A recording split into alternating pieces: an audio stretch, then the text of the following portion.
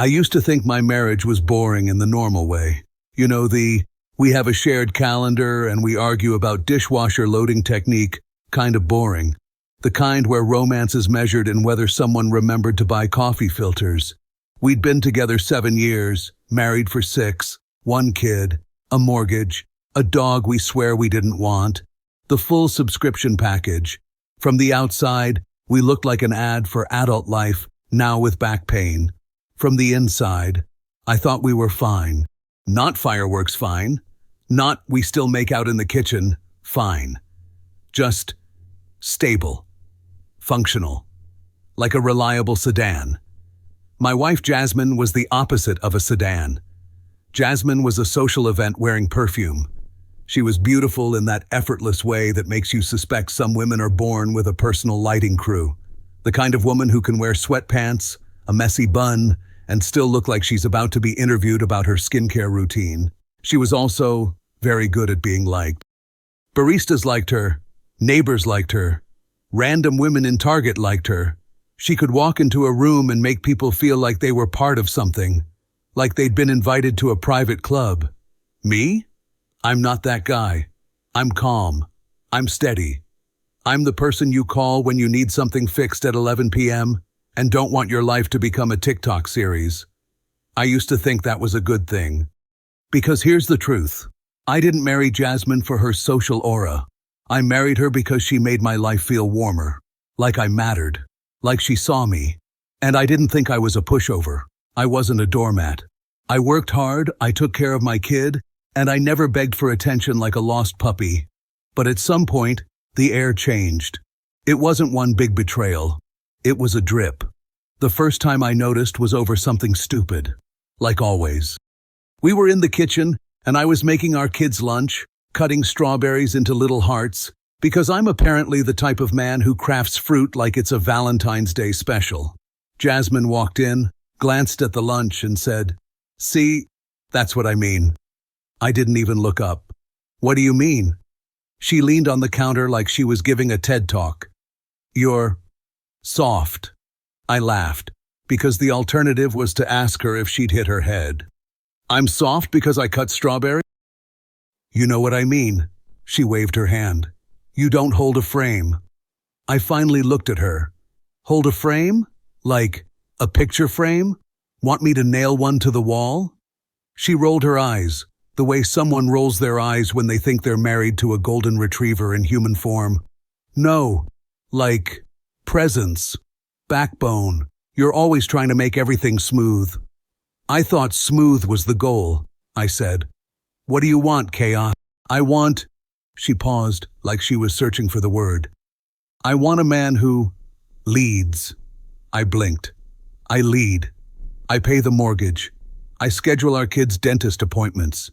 I literally led our family to the pediatrician when she swallowed a Lego. "That's not what I mean," she said, dismissive, already turning away. "It's like you don't even get it." She walked out with her phone in her hand, scrolling like the world needed her immediate approval. I stood there holding a strawberry heart, feeling like I'd just been insulted by a podcast quote. At first I told myself she was stressed. Jasmine had always been intense about self-improvement.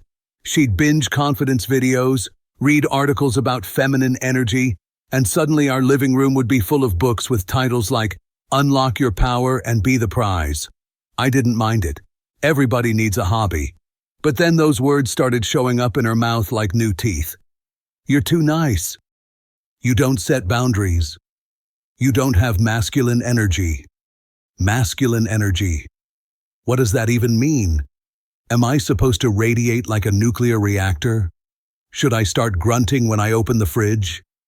One night she said it while we were watching a movie. Our kid was asleep, the lights were dim, and I thought we were having one of those quiet moments that count as intimacy when you're parents.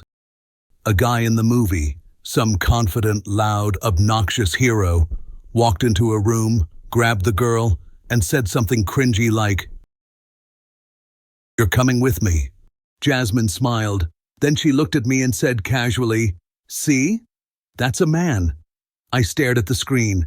"That's assault with background music." She laughed like I was adorable. "No, you know what I mean." I really don't, I said. Do you want me to drag you out of Costco by the wrist? She sighed, like I'd disappointed her, and went back to the movie. And the comparison started. It was never direct at first, just little comments like sand in your shoes. My friend Katie's husband has this confidence. My coworker's boyfriend is really assertive. That guy at the gym, he just walks like he owns the place. I joke about it to keep it light. Okay, great. I'll start walking like I own the place. Should I also wear a cape? She didn't laugh. And that was new, because Jasmine used to laugh at my jokes. Not the polite ha, the real laugh. The one where she'd tilt her head back and smack my arm and call me stupid. Now my jokes landed like paper airplanes hitting a wall. It made me start noticing other things, like how often her friends were around. Jasmine had a pack. Not just friends, a pack. They were always at our house, brunches, wine nights, quick chats that lasted 3 hours. They'd sit on our couch like they paid rent. They'd call our home Jasmine's place, not our place, Jasmine's. And my role in those nights was furniture, useful furniture. A coffee table that could occasionally refill glasses, smile, and disappear. There was one friend in particular, Lena, who made my skin itch. Lena wasn't just confident. Lena was weaponized confidence. She was the kind of woman who talked about men like she was reviewing appliances. Oh, he's cute, but does he provide? He's sweet, but does he lead? He's tall, but does he have presence? Presence was her favorite word. She said it like a spell. Lena wore blazer jackets like she was always on her way to fire someone. She called herself an alpha coach, without irony, which should honestly be a medical diagnosis. And she had a way of looking at me like she was mentally rating my resale value. One night, she came over with the others. My kid was building a tower in the living room, Jasmine was pouring wine, and Lena was talking, loudly, about relationship dynamics. I walked by with a bowl of snacks. Lena glanced at me and said, in that fake sweet voice, "Aw, James, you're such a good husband." "Thanks," I said. "It's my passion." She smiled. "No, I mean it. You're like, safe." I paused. "Safe?"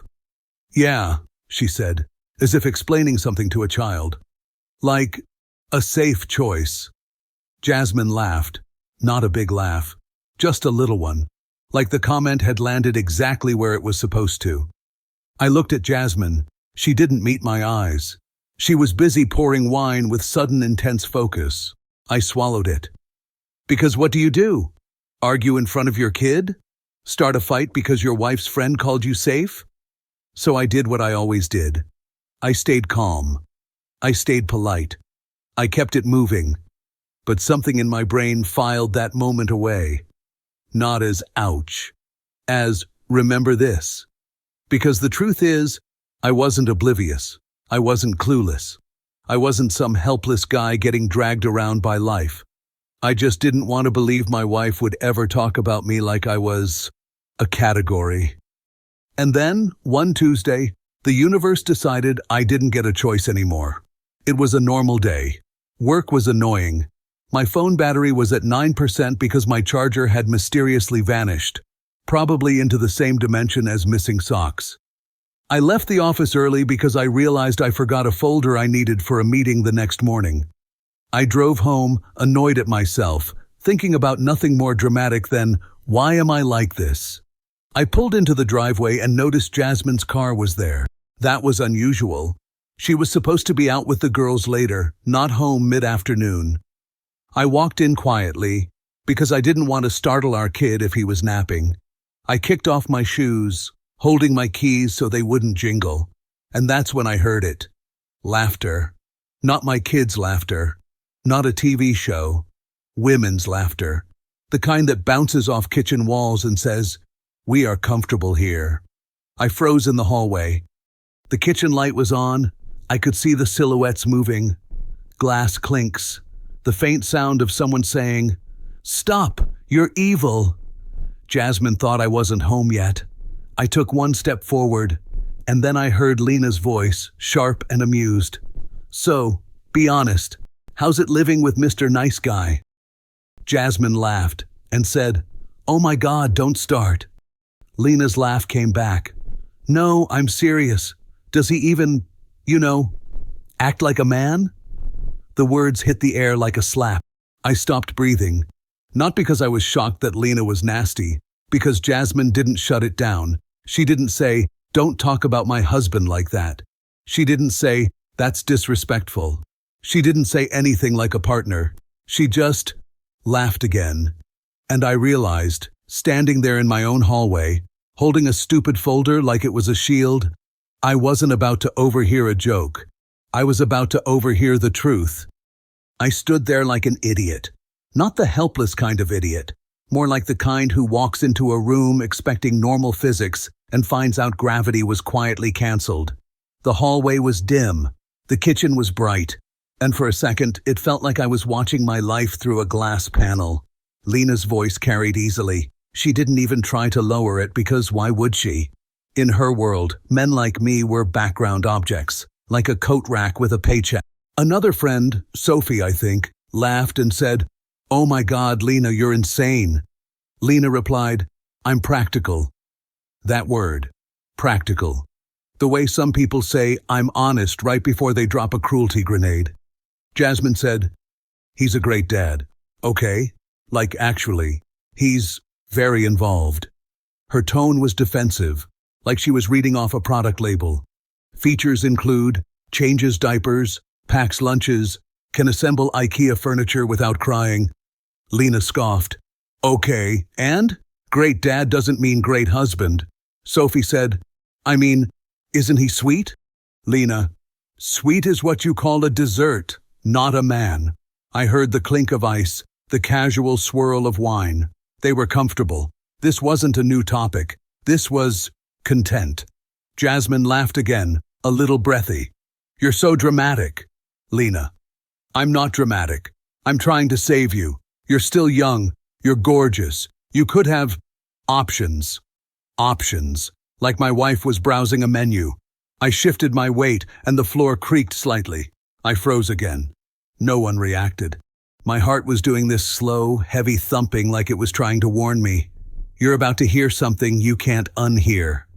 Sophie, okay, but does he at least provide? Like fully? Jasmine, yes, we're fine. We're more than fine.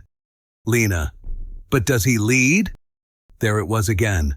That stupid word. Like she was auditioning men for a corporate leadership program. Jasmine sighed. He's steady. Steady. The way you describe a washing machine. Lena laughed. Steady is what you say when you don't want to say boring. Sophie, that's harsh. Lena, life is harsh. Better to be honest now than miserable later. Jasmine's voice softened, like she was trying to keep the mood playful. I'm not miserable. Lena, then why do you keep looking at other men like you're starving? Silence. Not long. Just enough. Enough for my brain to snap a picture. Then Jasmine chuckled, too high, too quick. Oh my God. Sophie, wait, do you? Jasmine, no, I mean, I don't know. Lena, amused. There it is. Someone giggled. Another voice said, I knew it. I felt my face get hot, like my body was reacting before my mind could process it. I wanted to walk in, not to scream, not to flip a table, but to look at my wife and say, really? Instead, I stayed in the hallway like a man watching his own house get sold while he's still living in it. Lena continued, warm and sharp. Let's just call it what it is. James is the safe husband, the good-on-paper husband. Jasmine didn't protest. She didn't correct her. She just said, like it was a confession she'd rehearsed. He's the kind of man you can build a life with. I almost laughed, because I knew what was coming next. Lena, but not the kind of man you crave. And then Jasmine said it. Not angrily, not cruelly, almost casually, like she was describing the weather. He's not the kind of man you crave, she repeated, and her voice dipped into this relaxed truth. He's the kind you settle with. Something inside me went quiet. You know how in movies, when someone gets hit and the sound muffles and the world goes slow? It wasn't like that. It was worse. It was normal. My brain didn't dramatize it. My body didn't faint. My knees didn't buckle. It just clicked, like a deadbolt. And suddenly, every little comment, every eye roll, every comparison had a place to sit. Lena let out a satisfied, like she'd just heard a student finally answer correctly. Sophie. Jasmine. Jasmine laughed again, and this time it had this weird bitterness in it. It's not like he's a bad guy. Lena. No one said he's bad. He's just safe. Safe again. The word was starting to feel like a collar. Jasmine. He's stable. He's consistent. He doesn't challenge me. Lena. Exactly. He doesn't awaken you. Awaken. I swear these women were one crystal collection away from starting a cult. Sophie, quieter. Okay, but that's still your husband. Jasmine. I know, and he's a great dad. He's good. You know what good means when someone is talking about their partner like that? It means adequate. It means you'd recommend it to a friend who's on a budget.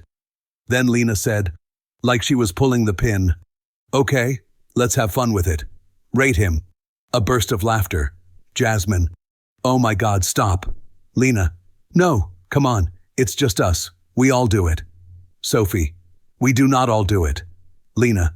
Yes, we do. We just don't all admit it. Someone else, maybe Tara, chimed in. Do it.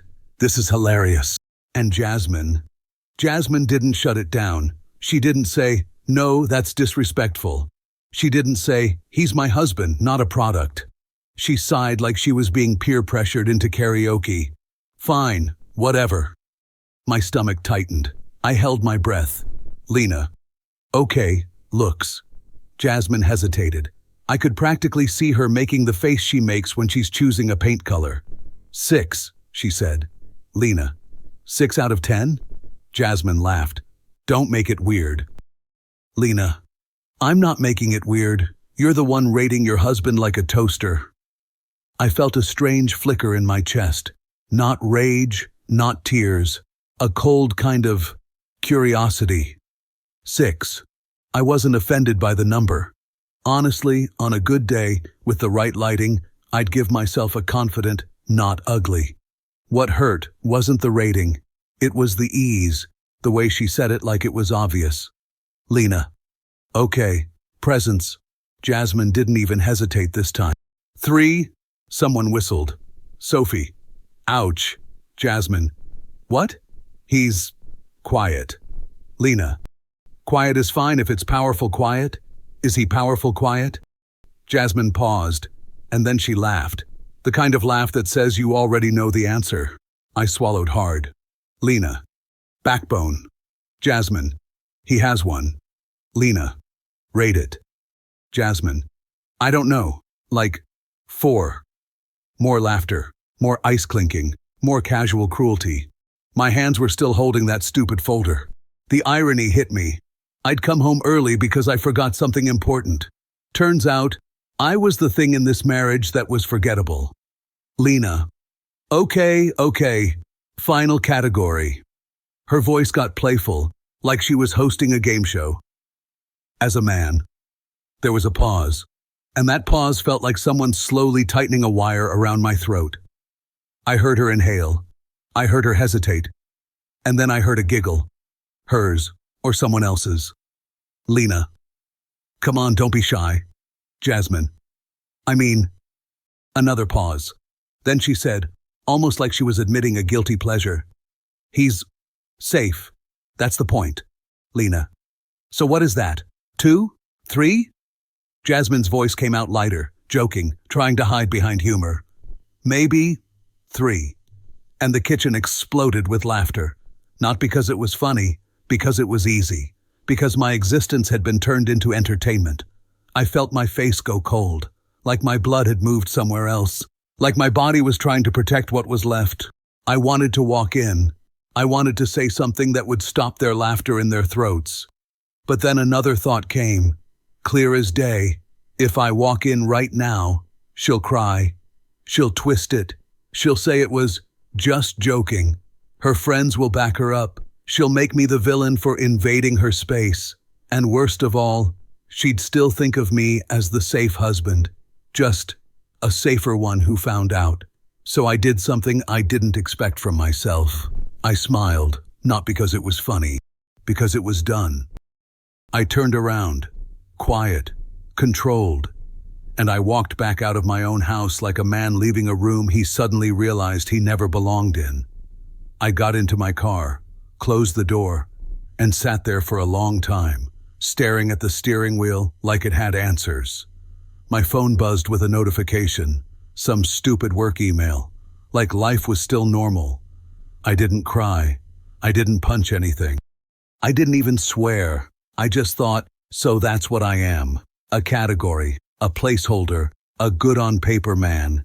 And for the first time in my life, I didn't feel confused. I felt awake. I sat in my car for a long time, not because I didn't know what to do, because my brain was doing that thing where it tries to pretend something didn't happen, even while replaying it in HD. The windshield framed my house perfectly. Warm lights, cozy curtains, the kind of place people take Christmas photos in. Inside, my wife was laughing with her friends, sipping wine, rating me like I was a mid-range blender. 3 out of 10 as a man. I almost chuckled. It was so absurd it circled back into comedy. Like, imagine telling your partner of 7 years that he's a 3 in masculinity. What's next? James is a strong 4 in ability to carry groceries, but unfortunately lacks the raw mystique. My phone buzzed again. A text from Jasmine. Jasmine. Hey babe, where are you? Thought you'd be home soon. Babe. The audacity of pet names after emotional homicide is impressive. I stared at the screen for a moment, thumb hovering. I could have replied, oh, I'm outside, just listening to you explain to Lena how I'm basically the human version of beige. Instead, I typed, me, running a little late, be home soon, and sent it. Because here's the thing, I wasn't going to give them the satisfaction of seeing me break. Lena would love that. She'd tilt her head, pretend sympathy, then tell Jasmine later, see, he's insecure. Weak men always react emotionally. No, if I was going to react, I'd do it the way men with spines react, quietly, with control. I took a deep breath, started the car, and drove around the block like I was just out grabbing milk. Then I came back, walked inside normally, keys loud this time.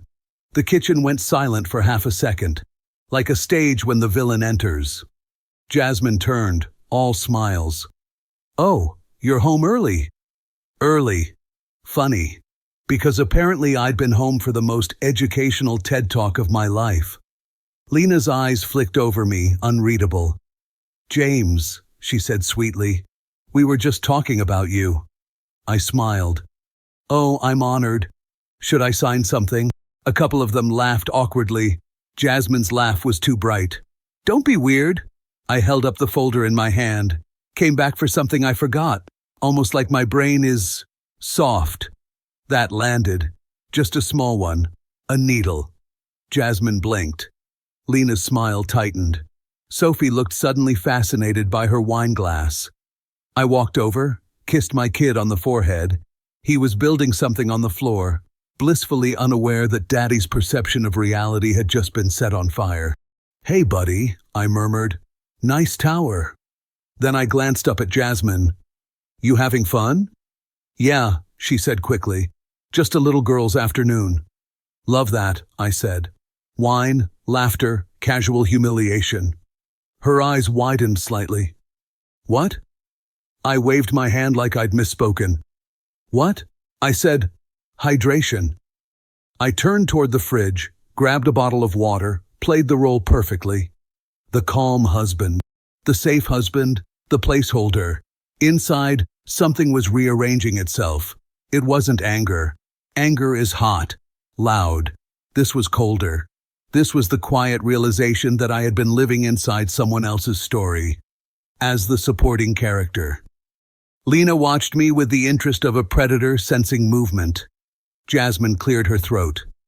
Do you need something? I took a sip of water. Nope, just wanted to grab this and head out again. Out?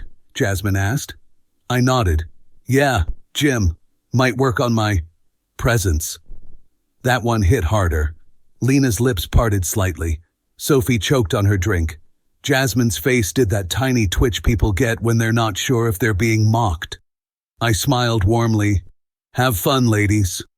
And I left. Not storming. Not slamming the door. Just leaving.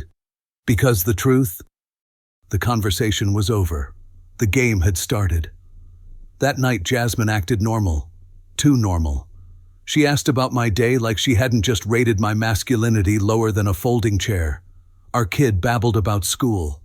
The dog barked at nothing. Life continued. And Jasmine played her role beautifully. At one point she touched my arm. You've been quiet today. I looked at her. Quiet. Powerful quiet or boring quiet? I gave her an easy smile. Just tired. She studied me. Everything okay? I wanted to laugh. That's like asking the Titanic if the water's nice. Instead, I said calmly, do you feel happy with me?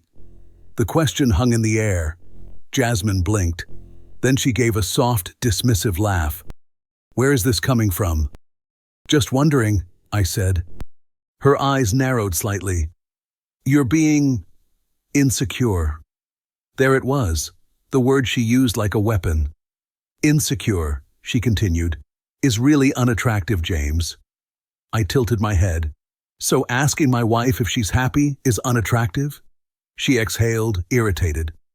You always do this. You overthink. You make up problems.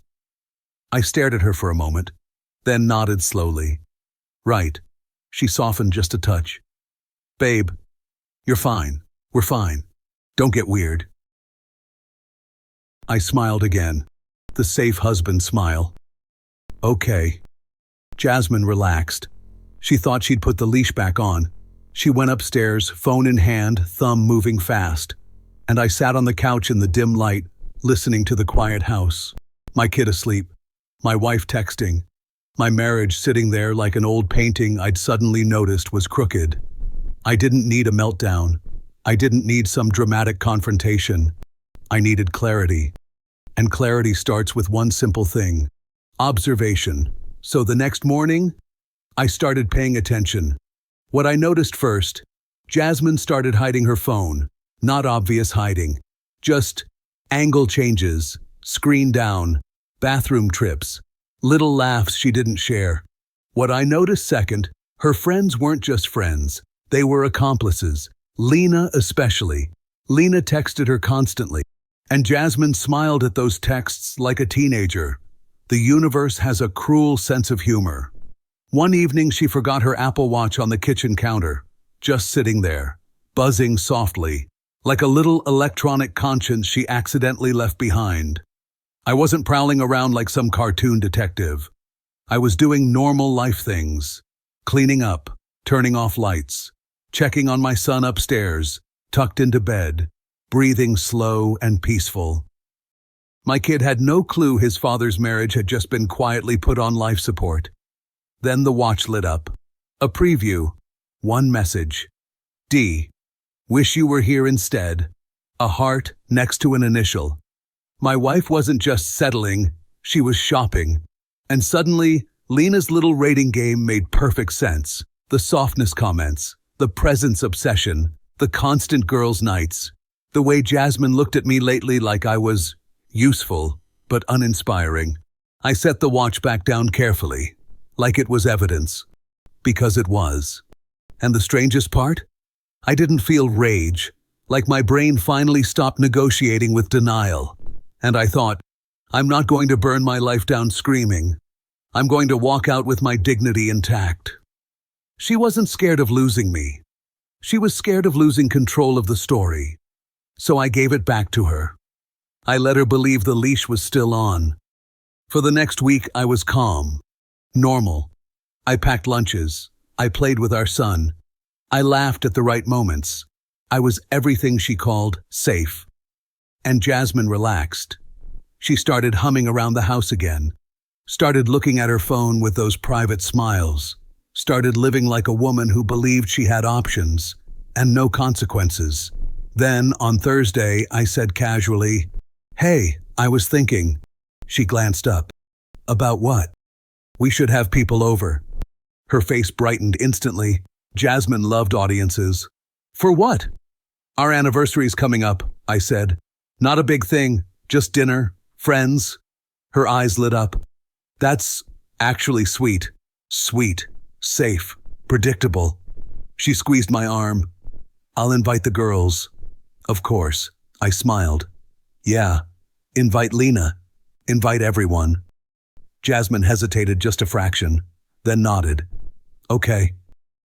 That night, I watched her text them, excitement all over her face, like she didn't realize she was confirming her own witness list. Later, she curled up beside me, content. "You see?" she murmured. "We're good." I stared at the ceiling. "We're great." She sighed happily and fell asleep. My wife slept peacefully next to me, and I lay there in the dark thinking, the worst betrayal isn't another man. It's being reduced to a category, a safe husband, a placeholder, a product rating. Next week, they'd all be at my table, smiling, drinking, thinking they were untouchable, and I would finally give them the only rating that mattered: respect. 0 out of 10. The anniversary dinner came fast. Jasmine turned it into an event, of course. Candles, music, her good plates. The ones we apparently protect for special occasions, like porcelain, is more sacred than honesty. She wore a dress that made it very easy to understand why someone might put a heart next to an initial. The girls arrived like a traveling circus of opinions. Sophie first, awkwardly kind. Tara with her loud laugh. And then Lena. Lena entered like she owned the air. Blazer. Perfect hair. That alpha coach smile that always looked like she was about to sell someone a course called How to Upgrade Your Man. "James," she said brightly, "anniversary dinner. How adorable." "Lena," I replied, equally polite, "thank you for blessing my home with your presence." She didn't catch the edge in it. Predators rarely notice calm until it bites. Jasmine floated between them, glowing. She was relaxed, happy. She thought this night was proof of control. Our son was at his grandparents', so it was an adults-only evening, meaning Jasmine could wear her social mask. Wine poured, glasses clinked. Lena held court, as always. "So, Jasmine," she said, leaning back, "tell us, what's the secret? 7 years together, still standing." Jasmine laughed. "James is consistent. Consistent. A word that used to mean loyal. Now it sounded like doesn't cause trouble." Lena smiled knowingly.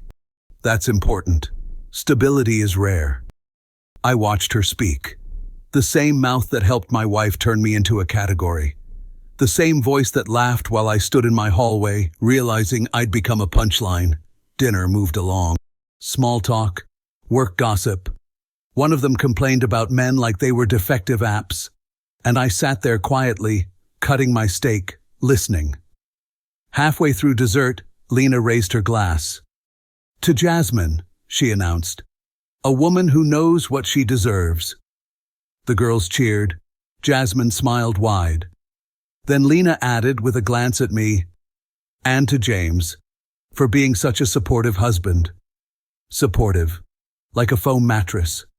They laughed, lightly, socially. Kind of laughter that isn't funny, just agreed upon. Something in me settled, like the last piece of a puzzle clicking into place. I wiped my mouth slowly. Then I lifted my own glass. The room quieted instinctively, because even safe husbands are allowed a toast. Jasmine's eyes flickered with pleasant surprise. "Aw," she whispered. "James." I stood. Calm posture, easy voice. "Yeah," I said. "I actually wanted to say something tonight."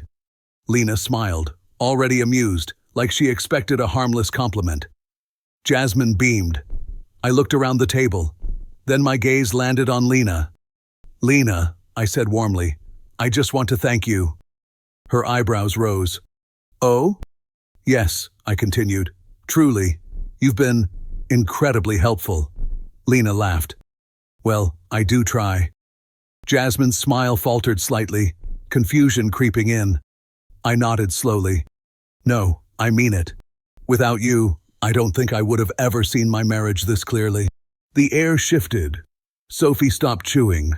Tara blinked. Jasmine's hand froze halfway to her glass.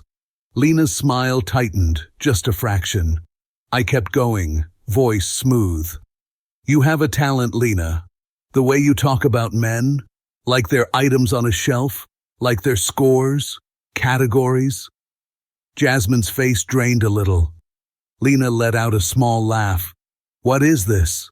I smiled. A toast. Then I tilted my head slightly, as if remembering something amusing. Oh, almost forgot. I looked directly at Lena. Tell Dee I hope he rates honesty higher than you rate husbands. Silence. Like the world held its breath. Lena's expression didn't crack right away, but her eyes did. They widened just enough. Jasmine went still. Her lips parted. Color disappeared from her cheeks so fast it was almost impressive. Sophie whispered, barely audible, "Oh my God." Tara's mouth opened, then closed. Jasmine's voice came out thin. "James." I turned to my wife, calm as ever. "What?" I asked gently. "Was that insecure of me?" Her throat worked. "Why would you—" I cut her off softly, not with anger, but with finality. "I heard it, Jasmine." Her eyes flashed. "Heard what?" I smiled faintly. "The ratings." A tremor went through her face. I leaned forward slightly, voice quiet but sharp enough to slice.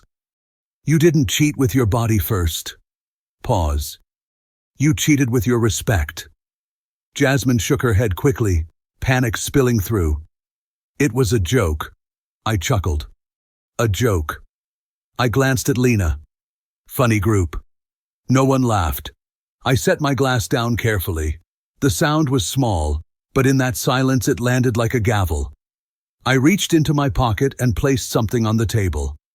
My wedding ring. Jasmine stared at it like it was a bomb. I looked at her one last time. "You wanted an alpha," I said, almost kindly. "So here's what an adult man does." I straightened. "He leaves." Jasmine stood abruptly, chair scraping. "James, wait! Please!" I stepped back. Lena stayed frozen, her empire of smugness collapsing in real time. Sophie looked like she might cry. Tara looked like she might throw up. And Jasmine looked like someone had finally taken the mirror away and left her alone with herself. I opened the door, then paused, just once, turned my head slightly. "Oh," I added, calm as winter. "By the way?" Lena looked up, terrified. "Safe husbands don't snap." I smiled. "They just stop staying." And I left. The next days were exactly what you'd expect. Messages, calls, voicemails that went from rage to sobbing in 30 seconds. It was a joke. "You ruined everything. Please don't do this." Lena, mysteriously, disappeared. Dee probably did too. Fantasy men don't like reality paperwork. I hired a lawyer. I filed quietly. I didn't fight in public. I didn't scream.